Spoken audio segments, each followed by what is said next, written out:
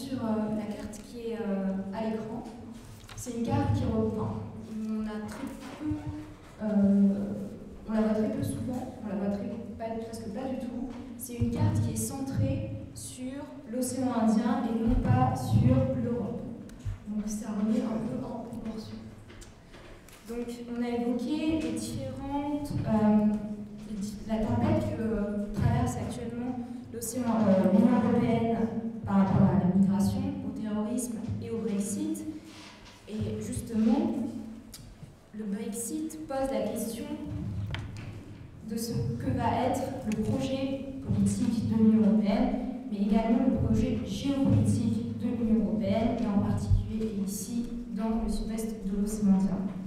Le projet géopolitique de l'Europe, en tant qu'Union européenne, doit prendre en compte la situation que mènent les situations de potentielle rivalité sur ces territoires, donc ici dans l'océan Indien, mais également sur ces territoires voisins, par rapport à ce qui est mené dans sa politique européenne, au voisinage notamment, mais également à une échelle mondiale, car en tant qu'acteur mondial et dans un contexte de globalisation, l'Union européenne se doit de savoir et de contrôler plus ou moins ce qui se passe sur les territoires qui lui fournissent ses vivres, donc du pétrole, du gaz et d'autres divers objets de consommation. En géopolitique, les États, on les appelle des puissances, voire parfois des superpuissances, quand on parle des États-Unis. Et du coup, une question somme toute banale, mais qui est légitime, serait: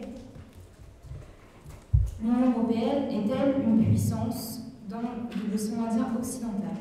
D'abord, puisque nous sommes là en tant que chercheurs géographes et qu'il y a de l'interdisciplinarité dans la salle, nous allons définir un peu les termes de notre problématique. D'abord, en tant que géographe, donc prenons une carte et voyons ce qu'est l'océan Indien occidental. On voit que c'est une étendue de mer avec des courants qui vont d'est en ouest, et un des courants au sud de l'Afrique du Sud, qui est un des courants les plus forts et les plus réguliers, le courant des équipes, ce qui a des impacts sur la biologie aussi de ce lieu. Autre chose, nous sommes là dans le sud-ouest de l'océan Indien, nous avons le continent africain, une grande île, Madagascar, et des petites îles entourées d'eau, et d'eau très profonde, puisqu'il y a plus de 4 mètres de fond à certains endroits. Nous avons là aussi des sédiments, parfois très nombreux et très épais, près de l'Afrique, ce qui montre qu'il y a un potentiel énergétique important, donc des conflits liés à ces potentiels énergétiques qui peuvent émerger. Enfin, on a une productivité primaire dans tout ce qui est poisson, qui est relativement faible, sauf à certains endroits, ce qui explique que, en particulier dans l'océan Indien, on a une pêche tonnière, on pêche des poissons très vivaces qui migrent du sud au nord et du nord au sud. Ensuite, on est aussi dans un contexte où il y a des habitats remarquables. Donc, il y a des mangroves, des herbiers, une barrière corallienne, ce qui pose des questions de conservation, des questions de conservation des services écosystémiques notamment, et aussi des questions d'interconnectivité entre les différents pays par rapport à leur biodiversité. Enfin, l'océan Indien, c'est une région vivante, il y a des populations qui vivent. Donc, nous sommes là en présence d'une région qui est finalement peu peuplée. Par rapport à la carte sur les lumières, on voit que c'est une région qui reste globalement rurale, peu développée, à part quelques îlots de richesse, donc la Réunion, Maurice, et on voit un peu Nairobi au nord. C'est aussi une région de passage, donc c'est une des autoroutes maritimes qui vont avoir le plus grand trafic maritime, on a évoqué plus tôt, surtout pour l'Union européenne, mais également pour l'Asie, etc., qui fait venir ces matières premières depuis l'Afrique. Ensuite, un autre mot-clé, donc l'Union européenne. Je vais passer très rapidement, parce que je pense que tout le monde sait ce qu'est l'Union européenne ici.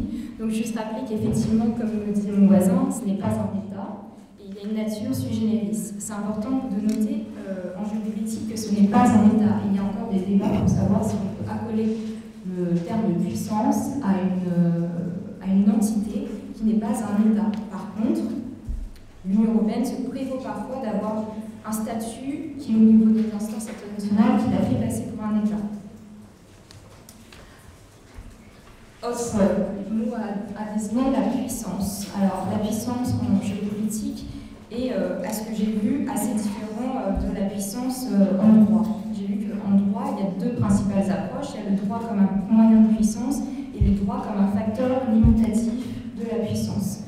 Donc, là, dans la définition de la puissance que nous avons donc c'est une définition qui vient d'un écrivain américain qui parlait d'une définition très intuitive. Donc la puissance, c'est forcer, contraindre l'acteur B à faire ce que B n'aurait pas voulu. Bernie Daz rajoute la notion de ressources matérielles, donc c'est contraindre via les ressources matérielles. Et enfin, la dernière définition de Berlitz donne un panel de comment on peut exercer sa puissance sur un acteur.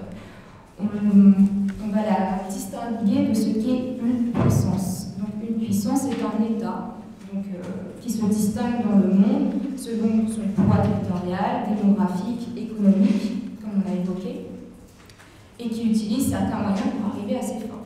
Cela implique qu'il y ait une échelle, on est puissant, on perpétue une puissance mondiale, une puissance régionale, etc.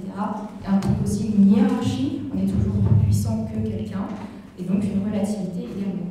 Et la puissance, être une puissance, cela est éphémère, la puissance d'aujourd'hui ne sera pas la puissance de demain. Donc, quels sont les paramètres de la puissance finalement en géopolitique? C'est très connu, mais on va y revenir. Donc, c'est Knight qui les avait montrés en parlant de hard power et de soft power. Donc, le hard power, c'est ce qu'on appelle la puissance dure, c'est la capacité d'influencer le comportement des autres acteurs par la contrainte, la coercition et la violence. Celui qui possède le hard power, c'est celui qui possède la capacité de décider souverainement de ses actes. Le soft power, c'est la capacité de séduire par l'attraction et de forcer à faire autrement que par la coercition, obliger à faire par la coercition ce qui lui plaît. C'est une vision binaire qui a été fortement critiquée, ce qui a amené Knight à finalement donner trois grands paramètres: military power, economic power et soft power, qui est resté finalement, qui est toujours aussi critiqué puisqu'on appelle aussi la puissance molle, mais on va garder pour un peu plus de pratique. Et enfin, aujourd'hui, on parle de smart power. C'est un terme qui a été créé en particulier pour les États-Unis, puisque le smart power, c'est pouvoir concilier la force militaire et une économie florissante, son implication des organisations internationales, les partenariats et les institutions, de manière à pouvoir utiliser en fait chacun de ces paramètres de puissance pour obtenir ce qu'il veut. Donc c'est vraiment, il n'y a que les États-Unis qui peuvent avoir ce comportement, ce statut de smart power. Ensuite, on peut regarder ce qui détermine la puissance. Donc en fait, je vais passer rapidement, mais qui dit puissance dit aussi conflit, domination, mais il faut aussi avoir la volonté de la puissance. Enfin, les ressources de la puissance, donc les trois principales ressources: le territoire, donc en géopolitique, les hommes et le désir qui va avec l'intentionnalité. Donc une première partie sur ce qu'est le territoire et les hommes de l'Union européenne. Je pense que c'est assez connu. Il y a les territoires. L'Union européenne est présente dans l'océan Indien puisqu'elle a deux territoires, les RUP, qui sont la Réunion et Mayotte. Un territoire avec une présence légitime, donc la Réunion, ce qui implique qu'elle est assujettie à des droits communautaires, à des mesures spécifiques, etc. Même si elle a des bases droits par rapport à sa situation économique, structurelle, sociale, son insularité, etc. On pourrait penser justement à première vue que la Réunion, au vu des nombreux besoins en programme de développement dont on a besoin, pourrait être en fait n'est pas un facteur de puissance pour l'Union européenne dans l'océan Indien. Mais elle a un atout géostratégique puisqu'elle est placée dans une place clé sur l'échiquier mondial, sur des routes maritimes. Il n'en va pas de même pour Mayotte, même si c'est un territoire contesté. Et enfin, l'Union européenne, via ses États membres, possède aussi, d'une certaine manière, possède des territoires, en tout cas, a un rayonnement dans l'océan Indien grâce au PTOM, donc l'ETAF et jusqu'à récemment les territoires britanniques. Donc Donc, à la population, on voit qu'en fait, si la population quantifie la dynamique et le pouvoir de l'Union européenne dans l'océan Indien, on voit que sa population est finalement très faible. Elle ne représente que 0,5% du total. En pareil, en superficie terrestre, ça ne représente que 0,2%. Par contre, si on regarde la proportion du territoire maritime de l'Union européenne dans la région, on arrive à 38%. Donc c'est important de noter, notamment le eurodéputé qui parlait de la stratégie maritime de l'Union européenne, que finalement la principale puissance de l'Union européenne vient de son territoire maritime. Et enfin, il est aussi intéressant de noter que 4,5% de la richesse qui est produite dans l'océan Indien vient seulement de 0,5% des habitants. On voit aussi qu'avec l'IDH que les territoires européens sont les plus développés. Parlons ensuite justement de ce qui est le hard power. Donc le hard power de l'Union européenne n'est pas quelque chose qu'on imagine tout de suite, parce que d'abord la construction européenne ne s'est pas faite via ses forces militaires. L'Union européenne ne s'est pas créée pour être une puissance, mais pour créer la au sein de ses États membres. On a vu cependant une politique plus souvent militaire se concrétiser dans les années 2000 et qui est encadrée depuis 2009 par la politique de sécurité et de défense commune. Aujourd'hui, on note une volonté assumée de l'Union européenne de développer son hard power et donc sa capacité d'action militaire propre. Cela est d'ailleurs rappelé par Federica Morgherini dans la stratégie globale de l'Union européenne, qui affirme que pour l'Europe, soft power et hard power vont de pair. L'océan Indien est justement le théâtre de nombreux enjeux géostratégiques. Donc, d'abord, il y a les enjeux liés au trafic maritime et notamment au flux énergétique, qui est l'épine dorsale finalement de l'économie actuelle.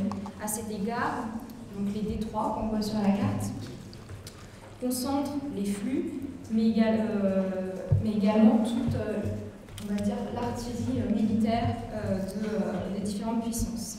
S'y ajoutent à cela les enjeux liés aux ressources et à l'environnement marin, donc aux services écosystémiques.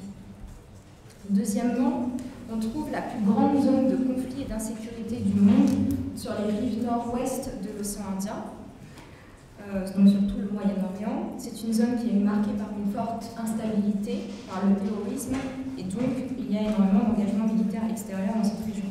Enfin, l'océan Indien, c'est aussi en ce moment le terrain de la compétition stratégique entre les grandes puissances que sont notamment la Chine, l'Inde et les États-Unis, qui fait balance entre ces différents pouvoirs. Comme Kaplan en 2009 le disait, l'océan Indien émerge comme un espace stratégique de premier plan à l'échelle mondiale, ce qui se traduit par une forte croissance de l'engagement militaire dans la région. Et du coup, où sont les principales forces et qui sont les principales forces militaires dans l'océan Indien? Donc, à la fin de la guerre froide, l'océan Indien était soumis à la Pax America, et ces dernières années, on voit en fait arriver des nouveaux acteurs, comme par exemple l'Inde, dont la puissance navale a augmenté exponentiellement, ainsi que la marine chinoise. Et tout ça sur fond de piraterie somalienne. À côté de ces trois acteurs principaux, on trouve donc des acteurs secondaires, dont les forces navales sont maintenant engagées de façon permanente dans l'océan Indien. Et on peut, comme on l'avait évoqué précédemment, la mission Atalante. Mais il y a aussi les missions individuelles qui participent du rayonnement de l'Union européenne. Ce sont les missions permanentes de la France et du Royaume-Uni dans cette région. On notera également que un grand nombre d'États, donc plusieurs membres de l'Union européenne, contribuent à la coalition internationale de l'OTAN dans cette région. Si on parle un peu plus directement de la force de l'Union européenne dans cette région, on voit que l'engagement militaire en fait, se fonde sur sur les mesures prises lors de la politique de sécurité de défense commune et les principes de la stratégie de sûreté maritime de 2014. Formellement, cet engagement militaire se concrétise donc par la mission Atalante que nous avons évoquée, et aussi à terre par des missions en Somalie, donc l'UNAM Force en Somalia, ou encore l'UTM Somalia aussi en Somalie.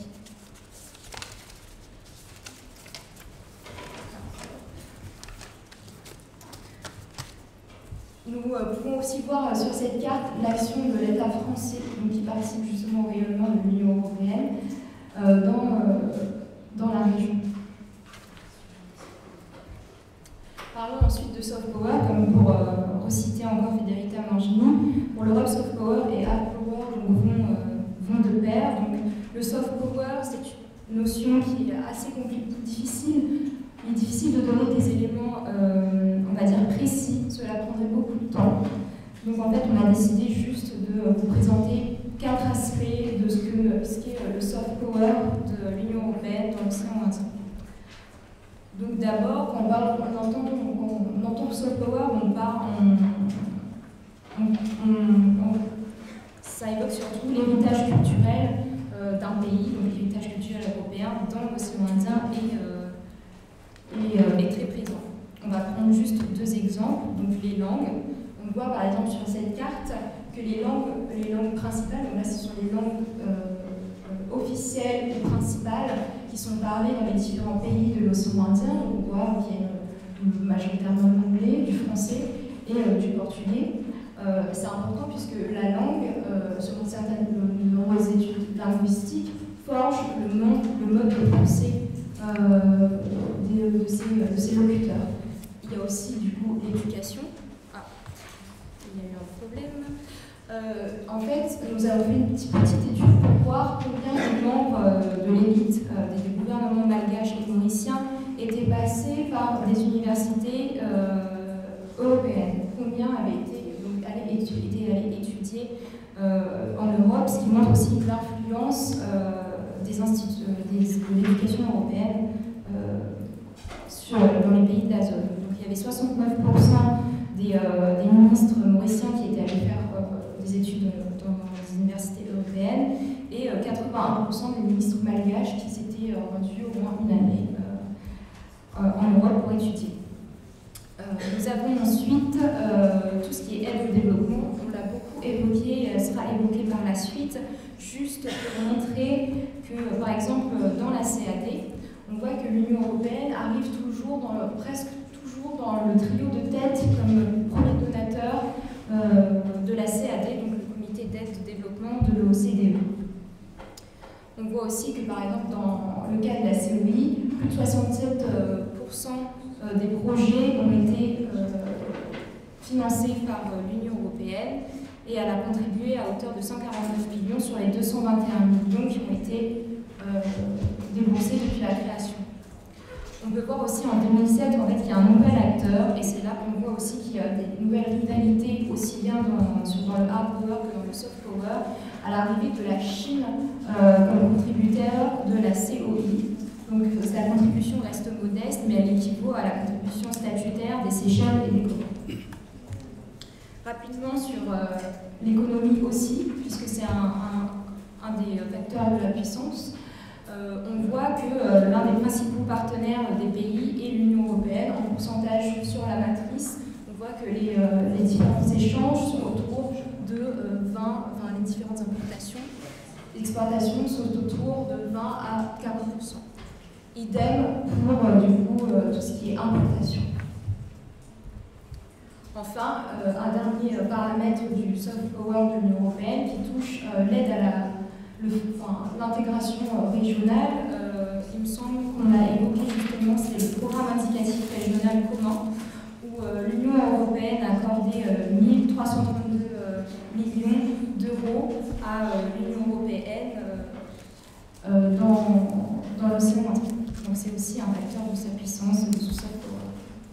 Donc on a parlé du hard power, du soft power, un peu de l'économic power et du military power. Donc du coup l'Union européenne est-elle une smart power? Et bien en dépit d'un manque de hard power, ce qu'on peut dire en tout cas de la première question, c'est que l'Union européenne est une puissance de l'océan Indien. En tout cas, puissance géopolitique de l'océan Indien. Elle est une puissance civile et une puissance normative, et en tant que juriste, justement, la puissance normative, et c'est ce qui prévaut, en fait, par rapport à tous ces autres facteurs pour l'océan Indien. Enfin, est-ce qu'elle est une star power? Non. Comme je l'ai dit avant, c'est un thème qui est plutôt pour les États-Unis, mais par contre, elle en a l'ambition, elle le voit par rapport à toutes ces politiques de sécurité menées dans l'océan Indien. Enfin, une question par rapport au contexte et au Brexit. Donc, qu'est-ce que va devenir la région si l'Union européenne, quels sont les impacts si l'Union européenne disparaît, éclate, s'affaiblit? On l'a évoqué, il y aura des impacts forcément sur tout ce qui est sécurité, il y aura des impacts sur tout ce qui est économie, et par contre, l'impact culturel sera faible sur la puissance culturelle de l'Union européenne,